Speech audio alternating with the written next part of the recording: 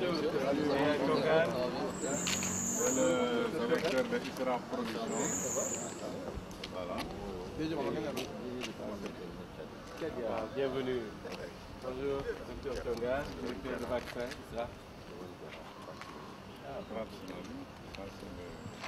La coordination du Burkina. Ah oui, ça c'est. Il y a l'emblème. Ça, je parle avec lui. C'est toi qui as fait la présentation. Ah, donc comment ça va? Ça va. Oui, ça va bien. Yaya Chongan, directeur d'Isra Production. Comment c'est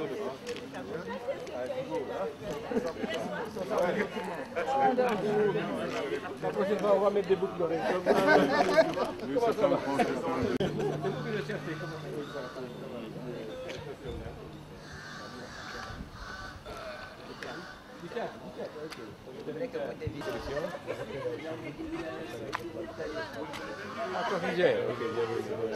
Bonjour docteur. C'est du Mali. Mali. Laboratoire central vétérinaire. Ah oui, mais c'est mon voisin. Comment ça va? Oui. Vous allez pas te présenter? Ah bon, d'accord. Mais toi aussi, tu ne t'es pas présenté alors. Alors, Mali, Tagader, Unche. Ok. Merci Yaya Chongan. Ah, docteur Boubacar, comment va? Ahmed était là il y a 2 semaines. Ah bon? Rocaille, l'accueil. Oui, oui, bonjour. Hein? Burkina, Faso. Burkina, ok, bienvenue. Bonjour madame. Ah, c'est ça, ok, bienvenue. Bonjour, comment ça va?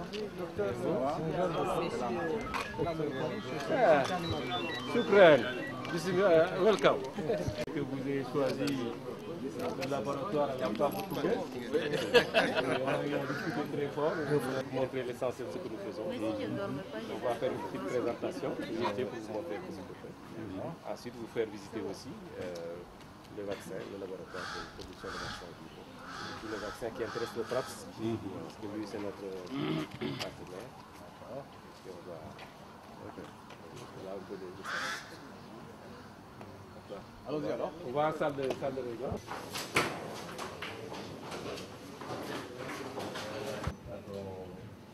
Des foires, des portes ouvertes, des zones indispensables pour faire connaître ce qu'on fait. Ah. Madame,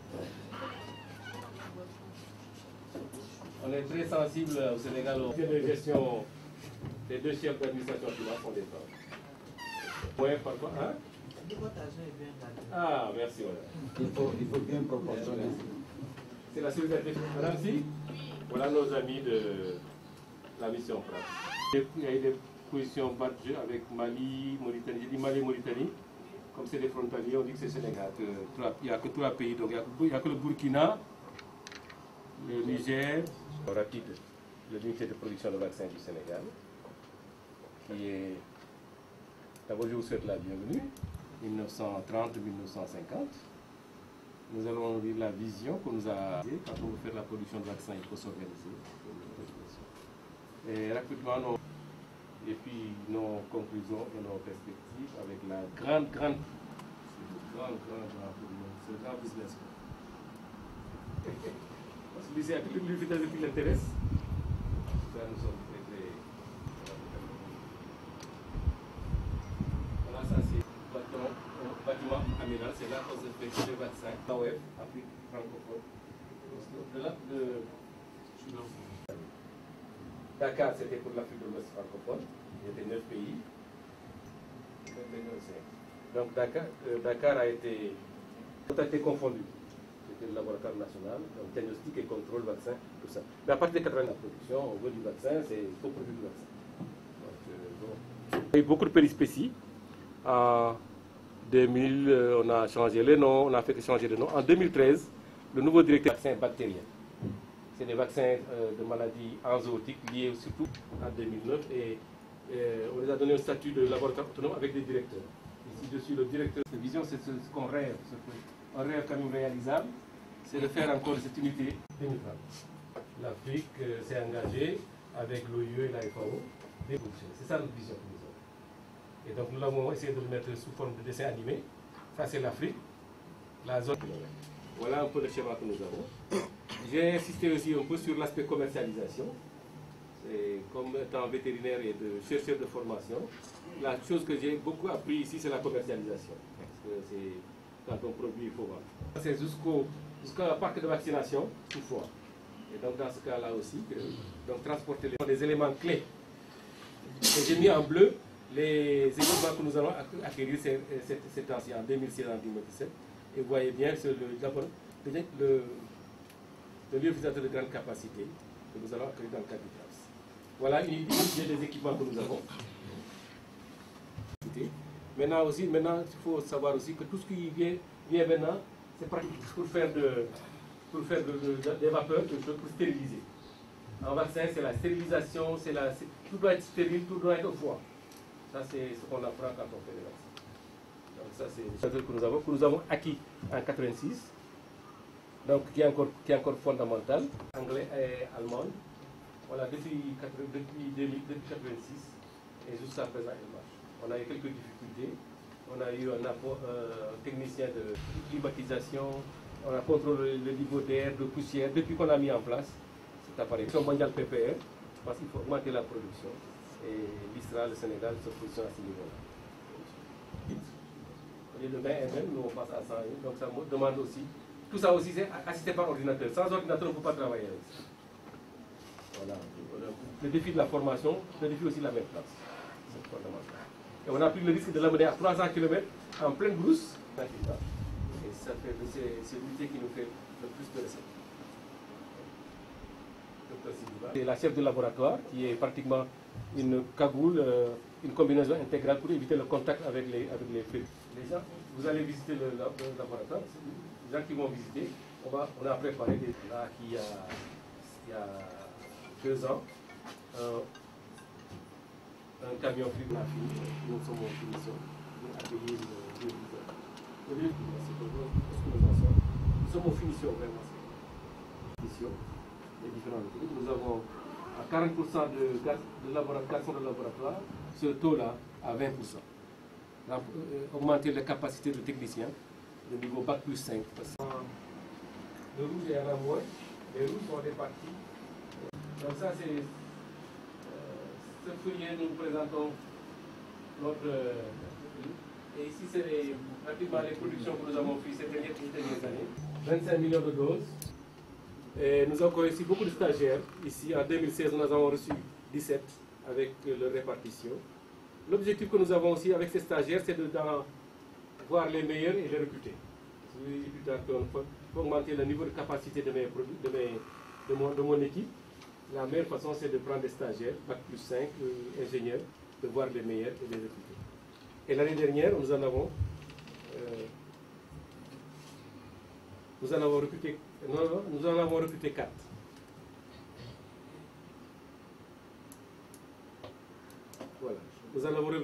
4. Et aussi coopération entre les laboratoires. Nous avons cette année... Qu'est-ce que l'ISRA et qu'est-ce que ça fait l'ISRA? Alors, dans sa présentation, il a soulevé le problème le plus crucial. C'est le problème vraiment de la maintenance. Et ça, je ne sais pas, est-ce que vous avez...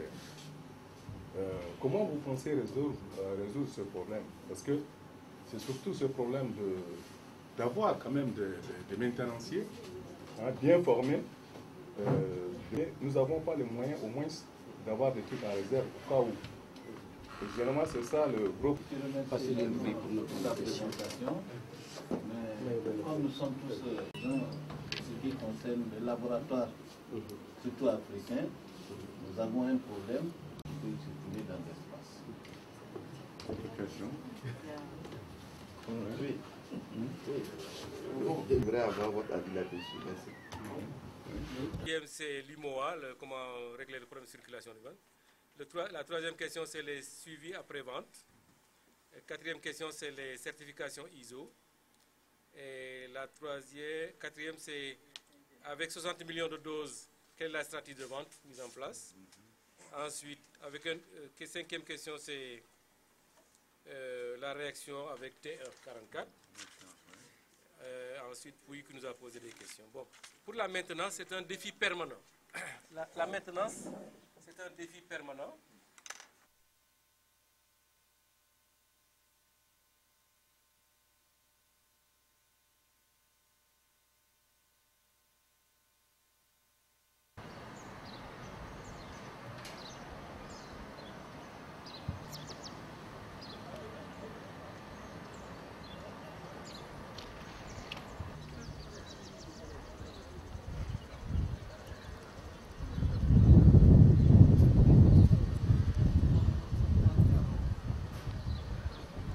Par là.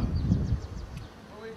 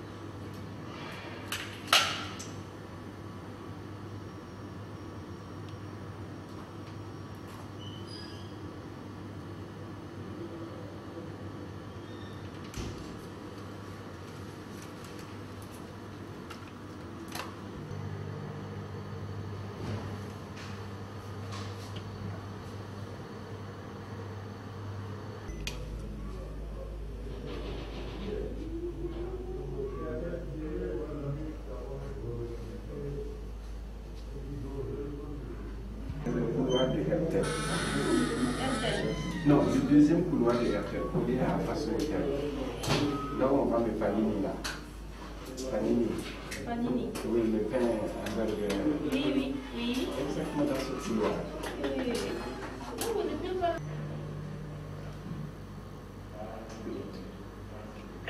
Parce que vous connaissez.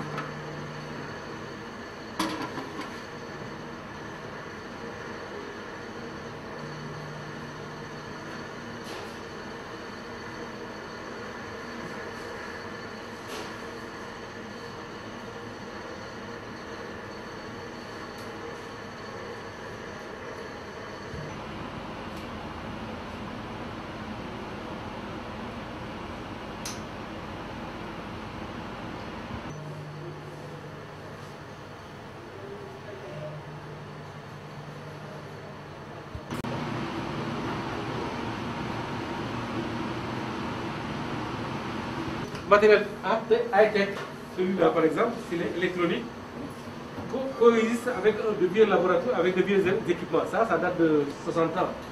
Et c'est toujours utilisable. Donc un laboratoire, c'est de vieux équipements et de nouveaux équipements. Ça aussi, c'est de vieux équipements.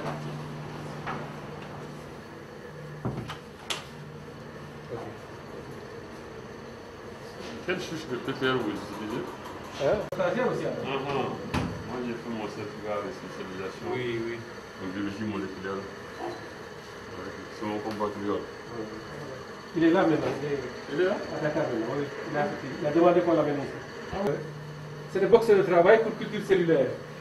Non seulement c'est le température, ici c'est un peu, mais à l'intérieur c'est la haute là, qui permet de travailler stérilement. En train de faire des stocks.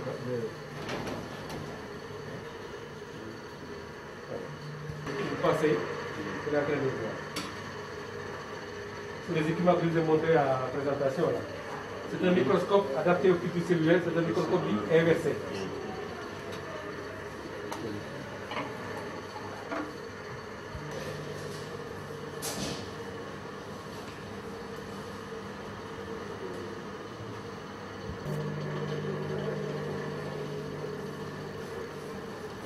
Ah, ça c'est le bio-décontaminateur. Ça c'est le bio. Ça aussi ça tourne.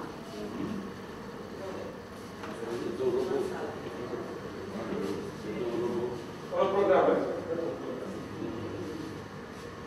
C'est une machine, ça ne tombe pas. C'est les techniques qu'il faut, les équipements qu'il faut.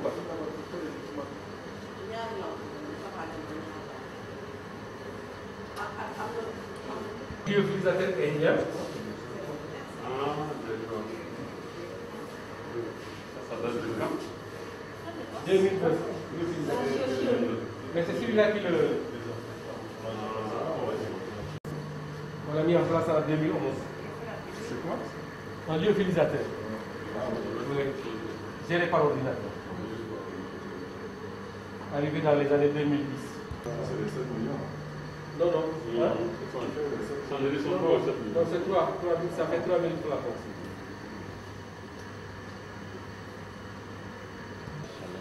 Non, non, non, non.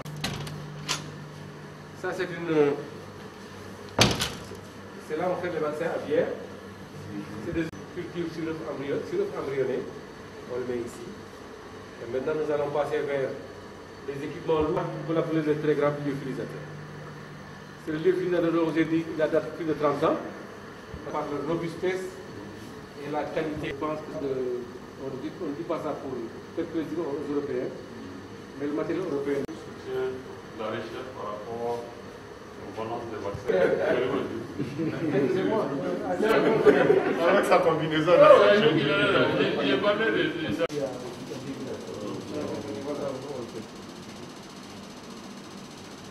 Ça, c'est le lyophiliseur qui a de 30 ans d'âge. Hein?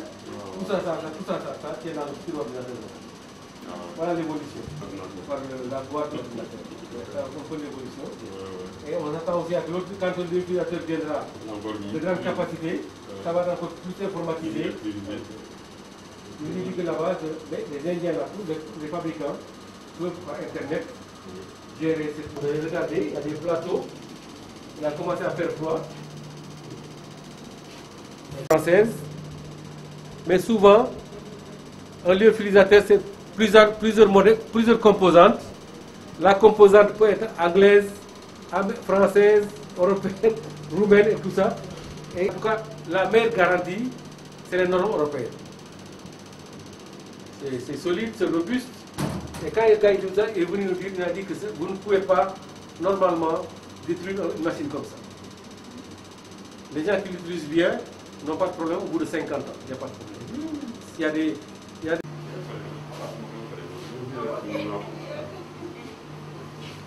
Je vous ai dit aussi une chambre de congélation. Elle est à moins 20. Dans un congélateur, c'est la partie supérieure. Elle est à moins 20, la partie. Et chaque jour, on passe, on vérifie la situation. Mais ça, le chef de maintenance veut que ça soit automatisé. On peut mettre des sondes. On doit faire une sonde ici avec un clavier là-bas dans son bureau qui vérifie un peu ça peut se faire. Ça existe déjà. C'est le logiciel qui a dit, docteur, il me faut un logiciel de gestion pour faciliter mon monde. Moins 80. Dans la nature, on ne peut pas l'avoir. Même au pôle sud, on ne peut pas avoir moins 80. Il n'y a que l'industriellement qu'on peut le faire. Moins 80.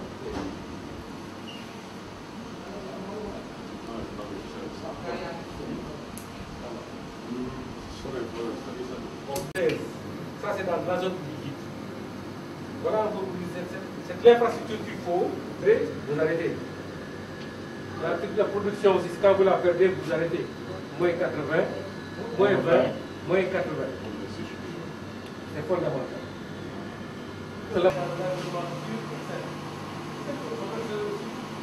Les barreaux, que ce ne soit pas accessible. Il y a deux grandes portes aussi, on va mettre des portes vibrées. Parce qu'on doit climatiser. Et on doit aussi désinfecter. Quand on désinfecte, il faut avoir de fuite. Il faut que ça étanche. Donc il y aura un côté. C'est ça l'essentiel. Venez.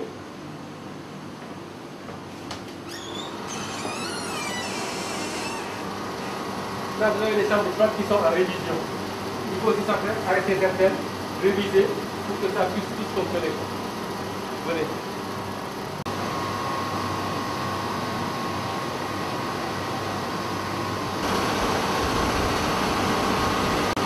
La chose la plus importante, c'est l'environnement. Ici, c'est des équipements de pays tempérés. C'est des équipements pour l'Europe. Quand on les amène en Afrique, il faut mettre la climatisation et l'humidité pour contrôler. Ce n'est pas pour plaisir de tout mettre un peu d'eau. On met aussi au refroidisseur. Et voilà la machine.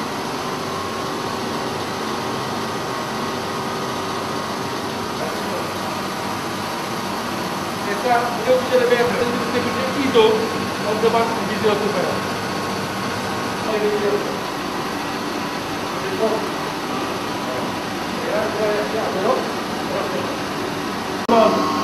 Allemagne, de l'Ouest. Le vieux village qui va venir, c'est pourquoi on a pris la place. Cette machine-là va être il faut le mettre ici parce qu'il n'y a pas quelque chose de neuf. Il faut laisser l'ancien papier. Et ça va faire moins d'impact sur l'environnement. C'est le monde qu'on a imposé à faire. Et aussi, les filles là, on est très différents. Quand c'est de l'eau, ici, il y a de l'eau. Quand c'est de l'eau, si vous buvez tout de suite, ça va s'arrêter. Ça va sonner partout.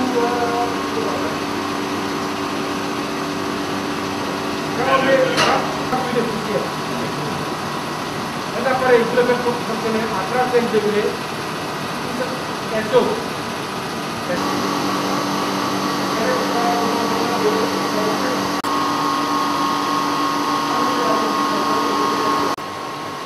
Le problème que nous avons, c'est que si on produit ça à faire comme ça, les pompes, les appareils de l'urgence risquent de disparaître au jour. Mais la technologie est adaptée en prenant de nouveaux équipements.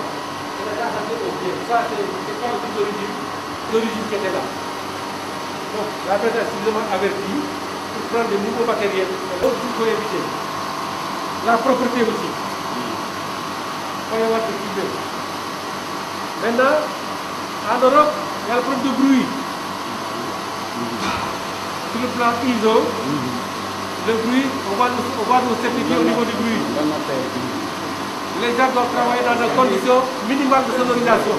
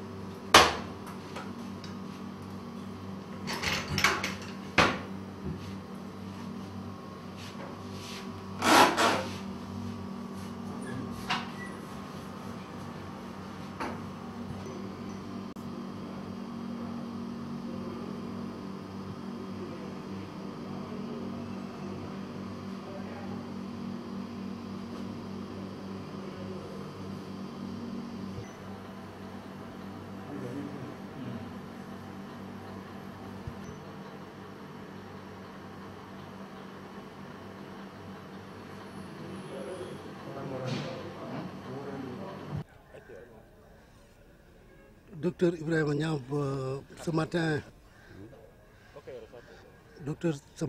vous avez conduit la délégation des pays du PRAPS qui est venue visiter l'ISRA, plus exactement le laboratoire, et ils ont eu droit à un exposé sur la production de vaccins ici.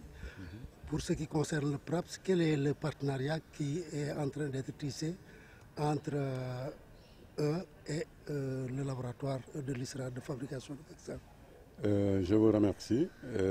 Dans le cadre donc, du projet régional d'appui au pastoralisme au Sahel, comme son nom l'indique, il est prévu en tout cas de mettre l'accent, entre autres objectifs, sur l'amélioration de la santé animale dans tous les pays bénéficiaires. Et dans cette ordre d'idée, il est prévu d'appuyer l'ISRA pour améliorer ses capacités de production de vaccins.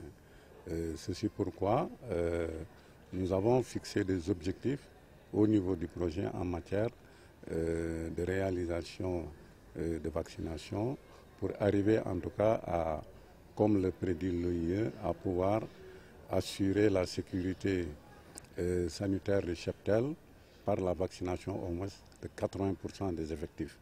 Et pour pouvoir arriver à ces résultats, il faut avoir le vaccin disponible, en plus de la chaîne du froid, du renforcement des capacités des agents même devant assurer ces programmes de vaccination.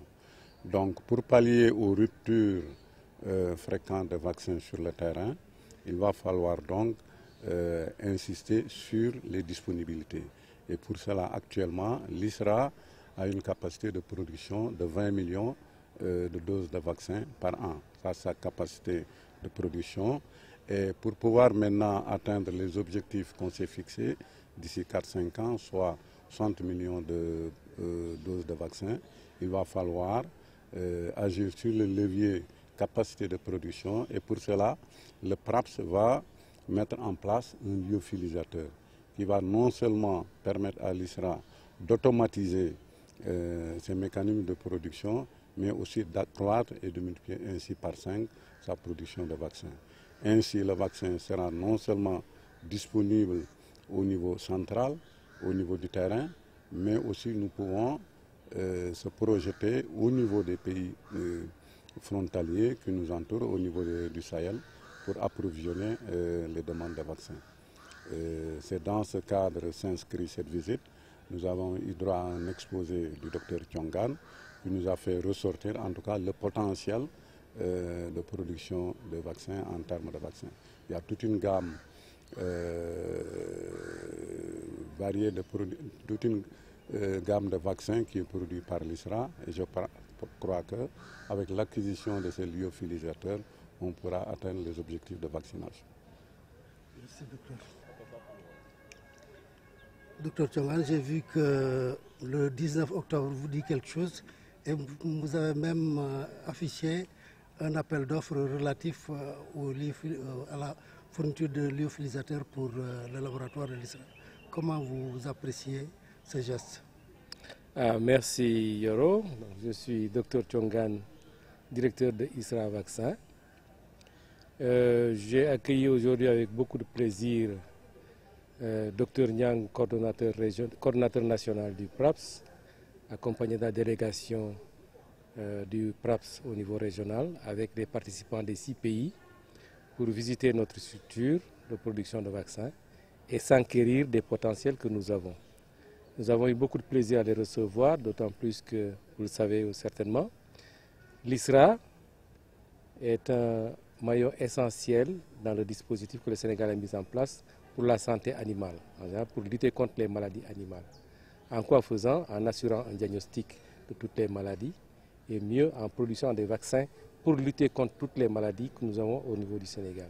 C'est dans ce cadre-là donc que cette visite du PRAPS s'inscrit, parce que ce PRAPS est un projet du ministère de l'Élevage, a jugé utile d'accompagner l'ISRA dans une composante essentielle de son potentiel de lutte contre les maladies, c'est dans la production de vaccins.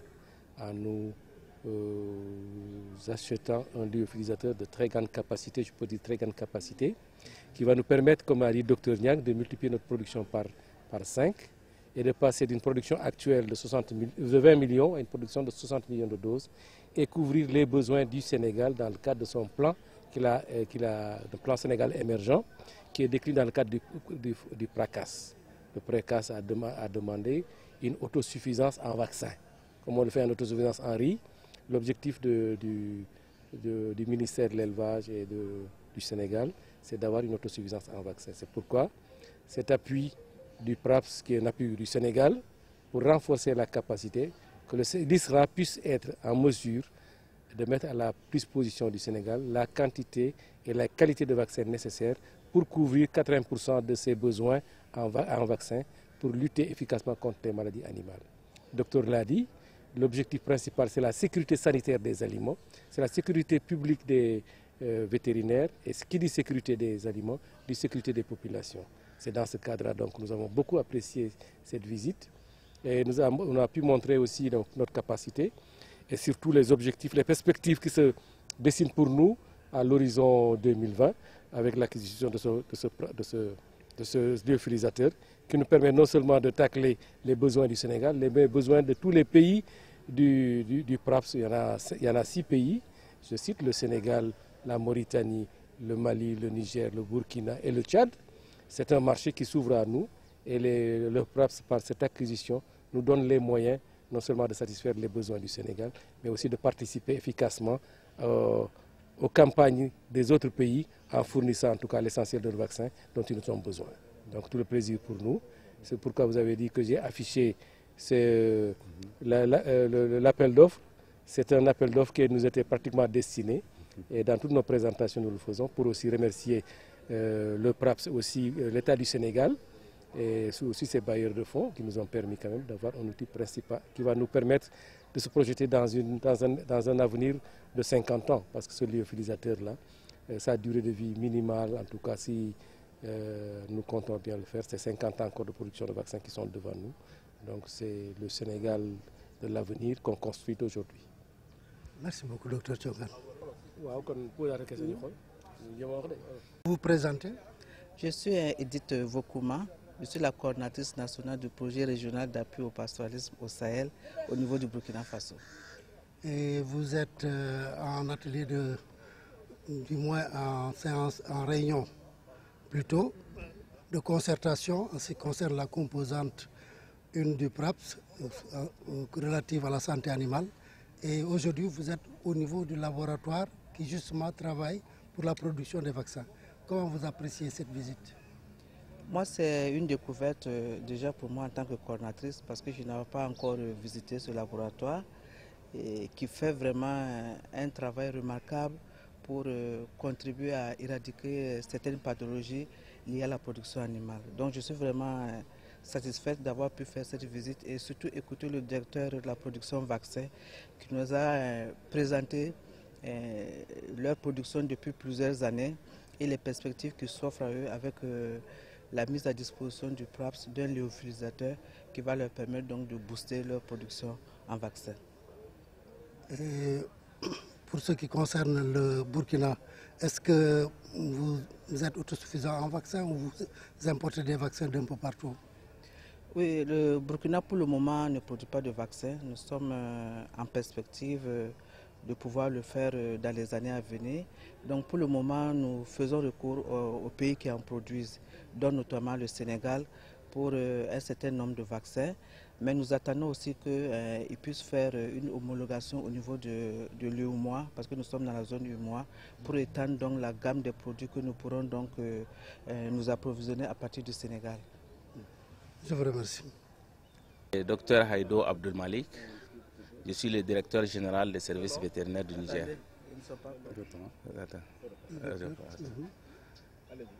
Moi, je m'appelle Dr Haïdo Abdelmalik, je suis le directeur général des services vétérinaires du Niger. Et vous êtes venu en tant que la délégation du Niger pour participer à cette réunion de concertation sur la santé animale. Qu'est-ce que vous avez retenu de la visite que vous venez d'effectuer au niveau du laboratoire de production du vaccin de l'ISRA? Donc, je vous remercie de m'avoir posé cette question et de me donner l'occasion de parler de l'ISRA, un laboratoire que j'ai connu ici au Sénégal parce que je suis un fruit du Sénégal. J'ai fait l'école vétérinaire de Dakar. Pratiquement tous les responsables au niveau de l'élevage sont des amis à moi. Donc c'est un plaisir de les revoir. Maintenant, au niveau du laboratoire central de l'élevage de l'ISRA, c'est vraiment une occasion très importante pour nous. Et nous avons eu une information très importante relativement à la production d'à peu près à l'échelle temporelle d'à peu près 60 millions de doses de vaccins. Donc c'est vraiment un aspect très important. L'autre aspect très important, et j'ai posé la question, et quelles sont les dispositions que ce laboratoire